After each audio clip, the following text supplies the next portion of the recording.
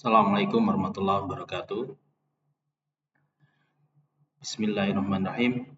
Kita lanjutkan kuliah kimia fisika dengan pembahasan tentang larutan datar isotonis. Materi ini merupakan kelanjutan dari pembicaraan tentang larutan datar. Dan pada kesempatan ini kita membahas akan lebih banyak tentang larutan isotonisnya. Kita mulai dari definisi.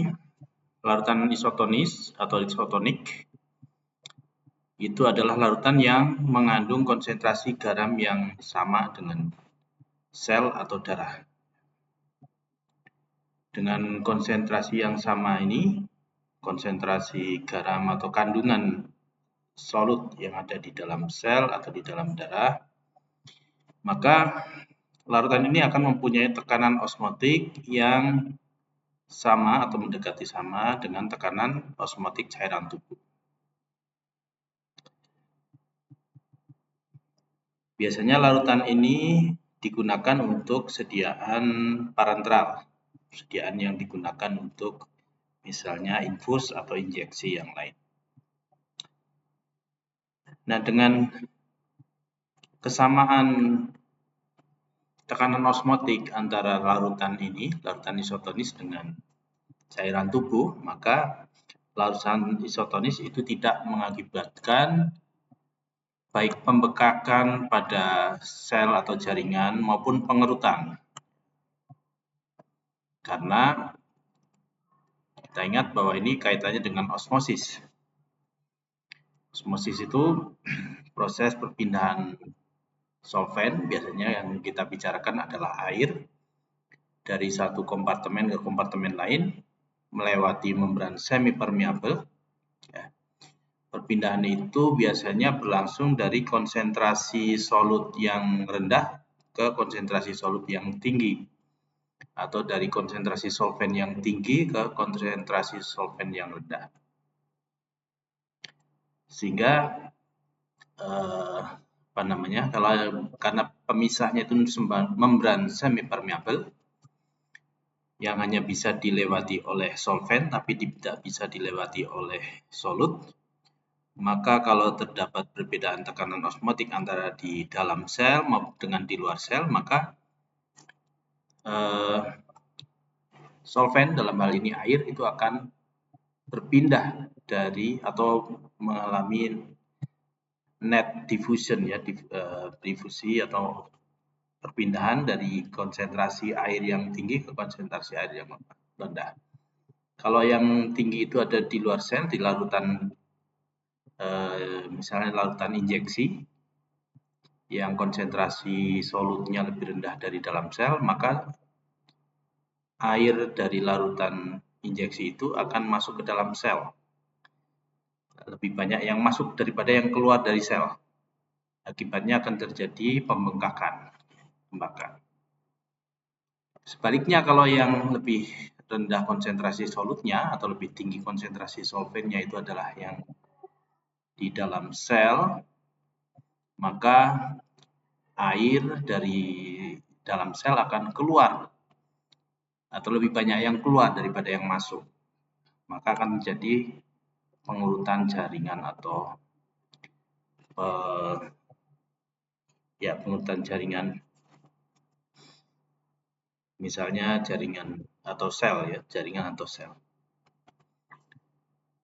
Jadi biasanya ini digunakan untuk sediaan untuk yang parenteral. Jadi selain masalah pH yang sudah kita bicarakan sebelumnya, itu juga berkaitan dengan tekanan osmotik yang diharapkan larutan yang diberikan secara parenteral itu memiliki tekanan osmotik yang mirip dengan cairan tubuh.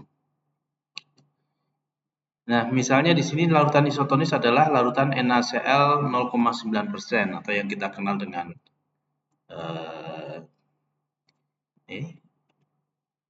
NaCl 0,9% atau 0,9 gram dalam 100 ml. Ini disebut sebagai garam fisiologis.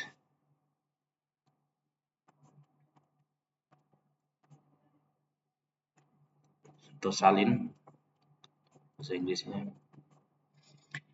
Yang ini adalah larutan yang isotonis.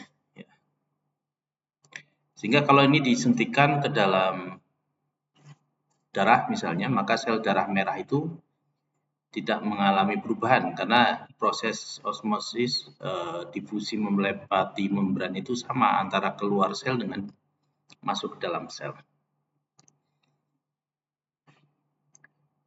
Sehingga tidak terjadi pembengkakan ataupun pengerutan, misalnya adalah eritrosit di sini. Nah, ini misalnya secara grafis digambarkan kalau ini adalah larutan yang isotonis. Ya, di sini ada solvent, ada air ini. Di dalamnya juga ada air, ada ini solut ya, maksudnya solut dan solventnya air. Di dalam sel juga ada solut, ya garam-garam ataupun protein, dan ada air. Maka kalau ini isotonis, air itu yang dari luar masuk ke dalam sel, yang dari sel keluar ke lingkungan dengan kecepatan dan jumlah yang sama, sehingga selnya tidak akan terpengaruh, tidak akan mengerut atau membengkak. Misalnya di sini kalau darah merah, sel darah merah ya, disuspensikan ke dalam larutan NaCl yang konsentrasinya 2%. Nah, 2% ini lebih besar daripada konsentrasi solut yang ada di dalam sel darah merah. Akibatnya, atau dengan kata lain, NaCl 2% ini lebih pekat daripada isi sel darah merah atau eritrosit. Akibatnya air di dalam sel ini akan berusaha mengencerkan NaCl 2% ini keluar. Ya, walaupun ada juga air yang dari luar sel masuk ke dalam sel, tapi netonya itu lebih banyak yang keluar. Sehingga akan terjadi yang disebut krenasi atau pengerutan sel. Nah, larutan yang lebih besar, lebih pekat daripada larutan dalam sel itu disebut hipertonis. Jadi kalau tadi sama konsentrasinya dengan di dalam sel itu disebut isotonis, kalau lebih besar disebut hipertonis. Jadi pada larutan hipertonis itu cairan isi sel itu akan berusaha untuk mengencerkan sehingga keluar. Akibatnya selnya menjadi mengkerut. Seperti ini misalnya di sini. Jadi di luar ini lebih banyak solutnya, ya, solutnya lebih banyak daripada di dalam sel. Sehingga air di dalam sel berusaha mengencerkan larutan yang ada di luar sel. Akibatnya selnya menjadi mengkerut. Ini pada larutan yang hipertonis. Kemudian kalau misalnya darah, itu sel darah yang di dalamnya ada sel darah merah, dimasukkan ke dalam larutan NaCl yang konsentrasinya 0,2%. Nah, 0,2% itu lebih kecil daripada 0,9%. Ya, 0,9% itu isotonis. 0,2% dengan demikian adalah larutan yang hipotonis. Nah, karena hipotonis ini konsentrasi solutnya lebih kecil daripada di dalam sel, sehingga lebih banyak mengandung solvent. Ya, solventnya lebih konsentrasi solventnya lebih banyak daripada di dalam sel, sehingga solvent yang ada di larutan NaCl 0,2% ini akan berusaha mengencerkan isi sel, mengencerkan isi sel masuk ke dalam sel, ya. Masuk ke dalam sel sehingga selnya akan mengembang. Ya, mengembang kalau masih belum terencerkan, ya masih lebih pekat, belum isotonis, belum sama dengan yang di luar, maka mengembang terus. Akibatnya suatu saat akan terjadi hemolisis kalau masuknya air ke dalam sel itu terlalu banyak sehingga dinding sel tidak bisa menahan masuknya air, maka terjadi yang disebut hemolisis. Ya. Jadi pada larutan hipotonis ini di luar ini solutnya jarang nih, solut ini tidak tampak ada solut, di dalam lebih banyak solut. Sehingga air di dalam di dalam larutan di luar sel ini akan berusaha masuk mengencerkan yang di dalam ini supaya konsentrasinya sama dengan yang di luar sel. Karena masuk banyak, maka suatu saat dinding sel ini tidak bisa menahan ya, tekanan dari air yang masuk itu. Akibatnya akan terjadi hemolisis atau pecahnya sel. Ya, ini adalah untuk yang hipertonis, akan terjadi krenasi. Ini terlihat sel darah merahnya itu mengkerut karena yang air dari dalam sel itu keluar ke luar sel. Sedangkan ini isotonis karena yang masuk maupun yang keluar itu sama banyaknya. Ini yang hipotonis. Hipotonis itu yang di luar itu lebih encer, solutnya lebih kecil, sehingga cairan yang di luar sel itu akan masuk banyak ya, daripada yang keluar. Nah, kalau yang masuk banyak sampai suatu saat ada yang tekanannya yang di dalam sel menjadi sangat besar dan dinding selnya tidak bisa menahan, akibatnya terjadi lisis atau pecah. Nah, itu adalah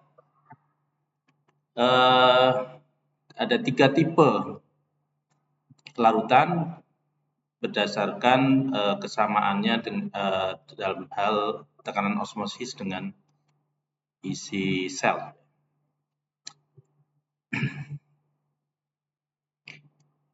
Pada paparan tadi itu dianggap bahwa membran sel, misalnya membran sel eritrosit, itu bersifat semi permeable.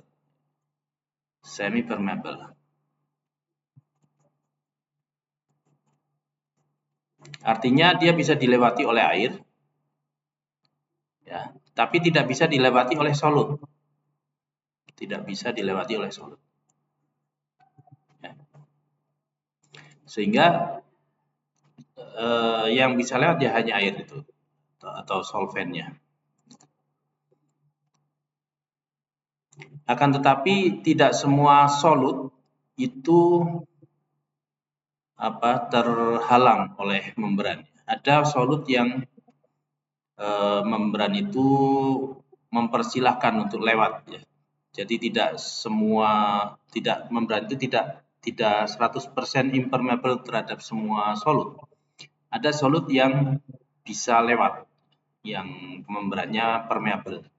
Misalnya seperti urea, amonium klorida, alkohol, asam borat. Ini bisa lewat membran sel. Akibatnya apa? Akibatnya perilaku dari zat-zat itu adalah seperti air. Jadi bisa lewat. Sehingga meskipun konsentrasinya tinggi, tapi karena dia bisa melewati membran sel.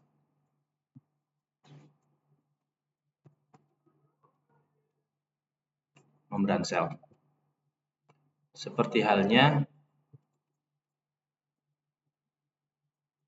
molekul air.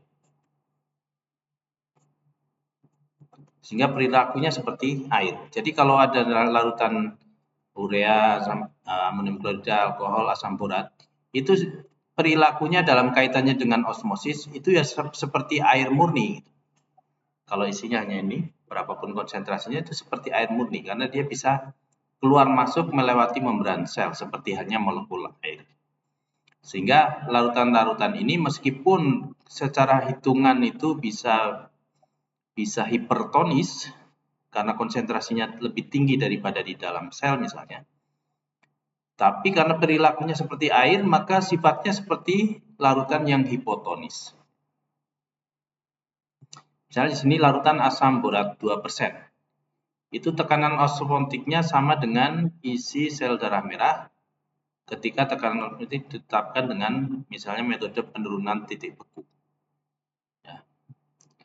Maka harusnya ini isotonis menurut penjelasan di depan.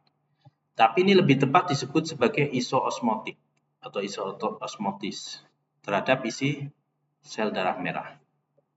Maksudnya apa? Secara hitungan ini tekanan osmosisnya mestinya sama berdasarkan metode penurunan titik beku. Nanti kita jelaskan kita jelaskan di sifat koligatif ya.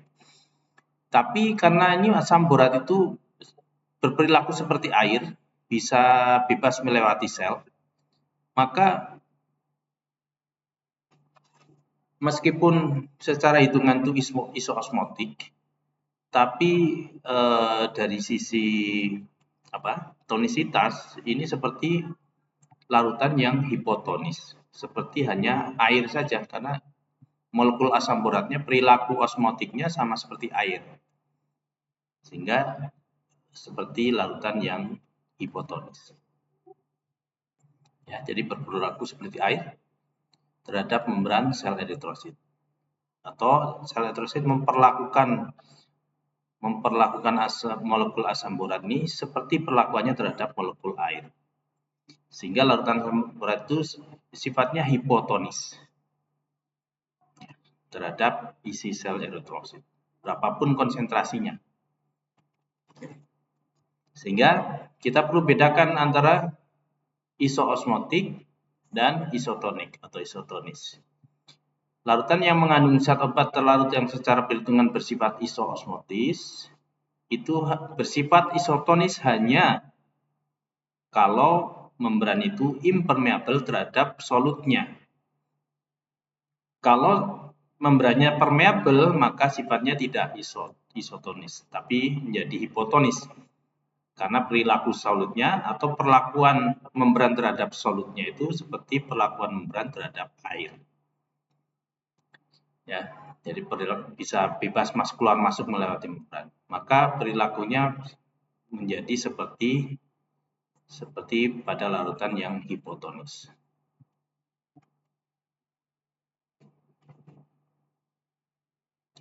Larutan yang isotonis itu mempunyai sifat koligatif yang sama atau mirip dengan sifat koligatif cairan tubuh. Larutan isotonis mengandung solut yang tidak bisa melewati membran sel. Jadi isotonis itu berkaitan dengan bisa tidaknya melewati membran sel solutnya. Jika solut dari suatu larutan dapat melewati membran sel, atau jika membran sel permeabel terhadap solut dari suatu larutan, meskipun tekanan osmotiknya sama dengan darah, maka larutan itu tidak isotonis meskipun dia adalah isoosmotik berdasarkan perhitungan ya. Ini berdasarkan perhitungan itu isoosmotik, tapi dia tidak isotonis. Karena dia solutnya itu bisa melewati membran sel. Ya. Jadi isotonis atau tidak isotonis itu berkaitan dengan bisa tidaknya solut itu melewati membran sel. Atau diasumsikan kalau kita membicarakan tentang tonisitas, isotonis atau hipertonis atau hipotonis, itu adalah dengan asumsi solutnya tidak bisa melewati membran sel. Kalau solutnya bisa melewati membran sel, maka larutan itu pasti akan hipotonis. Ya, meskipun secara hitungan misalnya dengan penurunan titik beku itu adalah isoosmotis. Jadi isotonis itu menyiratkan adanya sifat kompatibilitas biologis, kompatibel atau tidak suatu larutan dengan sistem biologis. Sedangkan isoosmotis itu merupakan istilah yang menyiratkan kemiripan komposisi kimia fisikanya, jadi konsentrasinya. Kalau konsentrasinya secara hitungan itu mirip, itu isoosmotis. Tapi secara biologis itu tidak isotonis. Kalau solutnya bisa melewati membran sel, membran sel. Larutan yang isoosmotis tapi tidak isotonis itu berperilaku seperti larutan hipotonis karena kemampuan solut melewati membran sel, atau berperilaku seperti molekul air, atau membran selnya memperlakukan molekul itu seperti perlakuannya terhadap molekul air. Ya, misalnya ini ada larutan asam urat sekian persen B per V pada darah. Itu sifatnya adalah hipotonis. Kemudian berkaitan dengan tonisitas itu dapat ditentukan dengan salah satu dari dua metode, yaitu metode hemolitik dan metode sifat koligatif. Metode hemolitik itu adalah metode yang dilakukan dengan metode penetapan tonisitas ya, yang dilakukan dengan mengamati akibat dari pencampuran sel darah merah ke dalam larutan. Apakah efeknya itu efek hipertonis seperti krenasi atau isotonis atau hipotonis. Hipotonis biasanya akan menyebabkan sel itu mengembang atau membengkak atau bahkan lisis. Nah, ini dengan cara seperti itu informasinya adalah informasi yang kualitatif. Tapi ini bisa dibuat menjadi kuantitatif, misalnya adalah yang dikembangkan oleh Hunter, yang mendasarkan pada fakta bahwa larutan hipotonis itu melepaskan oksihemoglobin, ya, yang berbanding lurus dengan jumlah sel yang terhemolisis. Jadi hipotonis itu menyebabkan hemolisis atau lisisnya sel darah merah, yang pada peristiwa hemolisis itu dilepaskan oksihemoglobin yang bisa dihitung kadarnya, sehingga metode ini bisa dijadikan metode yang kuantitatif. Kemudian yang kedua adalah metode sifat koligatif. Yang ini didasarkan pada perhitungan penetapan sifat koligatif yang sudah kita bicarakan di kuliah sebelumnya, yaitu penurunan tekanan uap, kenaikan titik didih, penurunan titik beku, dan pengukuran tekanan osmotik. Dari keempatnya ini, di bidang farmasi, penurunan tekanan uap itu tidak praktis. Kalau kita menetapkan tonisitas dengan mengukur tekanan uap tidak praktis. Sehingga sifat penurunan tekanan uap, sifat koligatif penurunan tekanan uap, itu tidak digunakan dalam perhitungan di dunia farmasi. Kemudian juga perubahan titik didih. Ya, ini juga tidak praktis, selain juga perubahannya umumnya kecil dan dipengaruhi oleh tekanan udara sehingga tidak praktis juga. Juga tekanan osmotik itu pengukurannya juga tidak praktis. Maka yang lebih mudah dan banyak digunakan adalah yang menggunakan sifat penurunan titik beku atau freezing point depression, penurunan titik beku. Maka inilah yang digunakan terutama di bidang farmasi, metode penurunan titik beku. Misalnya di sini metode penurunan titik beku menggunakan parameter yang disebut L-ISO.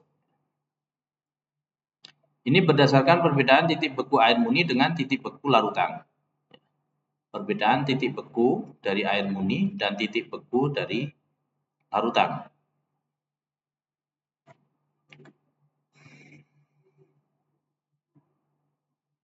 Perbedaannya berupa penurunan titik beku dari larutan.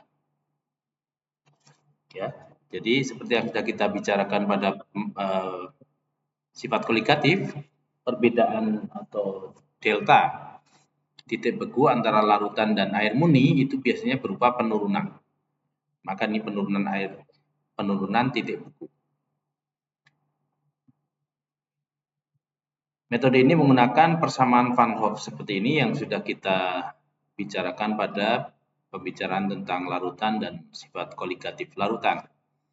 Yaitu delta T ini adalah perbedaan titik beku yang biasanya adalah berupa penurunan kalau itu perbandingan antara air murni dengan larutan.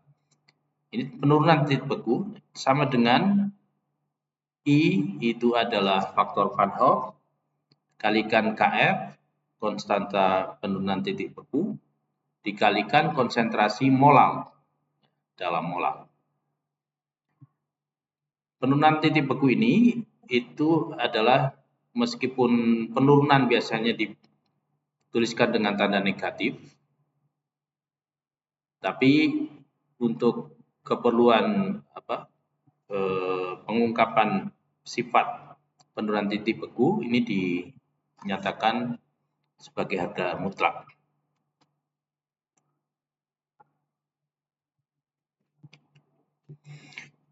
Nah, dari persamaan Van Hoff tadi, persamaan ini bisa kita modifikasi. Yang pertama adalah pada larutan encer, konsentrasi molal pada persamaan Van Hoff, ini adalah molalitas, itu dapat diganti dengan konsentrasi molar. Kemudian yang kedua, faktor I kalikan Kf, faktor Van Hoff dikalikan konstanta penurunan titik beku, ini bisa kita jadikan satu menjadi suatu faktor baru yang disebut L, sehingga persamaan tadi menjadi delta T sama dengan L kalikan C. Nah, peneliti Goyan et al., Goyan dan kawan-kawan itu menghitung harga L ini dari percobaan untuk sejumlah obat. Yang ternyata harga L itu bervariasi dengan konsentrasi larutan. Ya, bervariasi dengan konsentrasi larutan. Pada konsentrasi obat yang isotonis dengan cairan tubuh, harga L yaitu harga konstanta faktor Van Hoff dengan konstanta penurunan titik beku itu disebut sebagai L iso. Jadi L iso adalah harga L pada konsentrasi obat yang isotonis dengan cairan tubuh.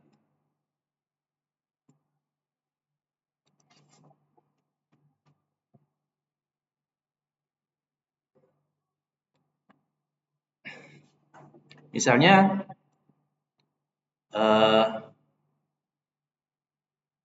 konsentrasi yang isotonis dengan cairan tubuh untuk NaCl itu adalah 0,9% NaCl. Atau kalau dijadikan molar adalah 0,154 molar.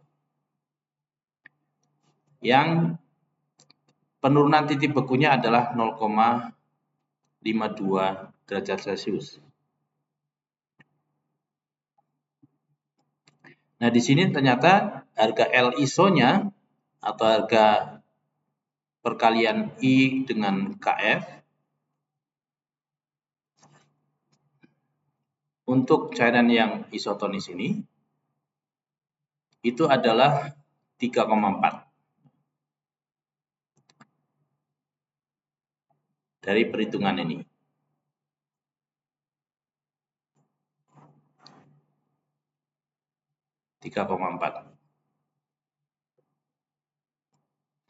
Nah, NaCl ini adalah suatu elektrolit uni-univalen, sehingga bisa digeneralisir bahwa harga L iso itu untuk elektrolit yang uni-univalen itu adalah besarnya 3,4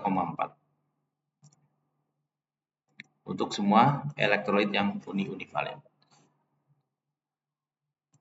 Pada larutan yang tidak terlalu pekat. Kemudian untuk tipe larutan yang lain, misalnya yang non-elektrolit, harga L isonya ini adalah 1,9.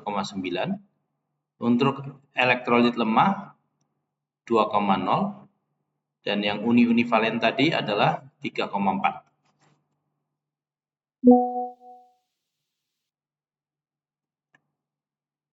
Harga yang lebih besar lagi untuk elektrolit yang valensinya lebih tinggi. Ada di tabel, ini buku Martin edisi 5 ya, yang ini 93, berarti ini bab 9, tabel ketiga.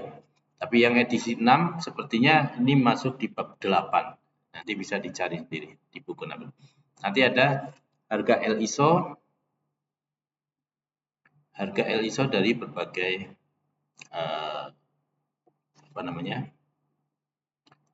berbagai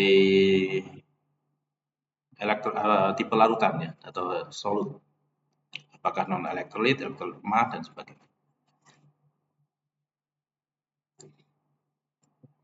Ini beberapa harga LISO yang ada di buku Martin untuk beberapa tipe senyawa yang non elektrolit, elektrolit lemah, yang elektrolit di-divalen, uni-univalen, uni-divalen, di-univalen, uni-trivalen, atau tri-univalen. Itu harga LISO-nya adalah seperti yang tercantum di sini.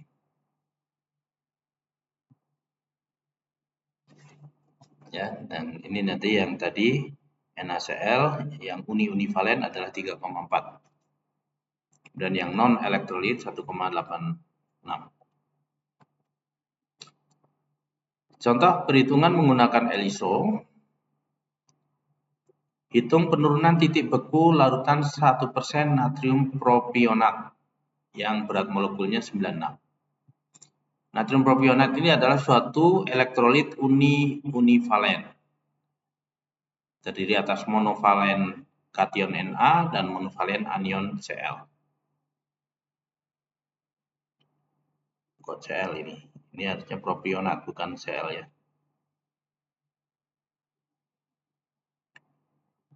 Maka ini berat BM-nya adalah 96, LISO-nya adalah 3,4 karena uni-univalen. Dan konsentrasi 1% kalau dijadikan molar adalah 0,104 molar. Yang ini mendekati 0,104 molar. Jadi aslinya adalah menggunakan molar, tapi di sini kita menggunakan molar untuk konsentrasi yang kecil. Maka delta T sama dengan LISO kalikan C. C-nya di molar. LISO-nya 3,4, C-nya 0,104. Ketemunya adalah 0,35 derajat Celcius.